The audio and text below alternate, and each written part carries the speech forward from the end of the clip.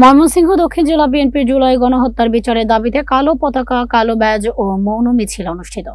18 জুলাই শুক্রবার বিকেল 4টায় ময়মনসিংহ দক্ষিণ জেলা বিএনপির উদ্যোগে কালো পতাকা প্রদর্শন, কালো ব্যাজ ধারণ ও মৌন মিছিল অনুষ্ঠিত হয়। বিএনপি ও এর অঙ্গ সংগঠনের বিপুল সংখ্যক নেতাকর্মী এই কর্মসূচিতে অংশ নেন।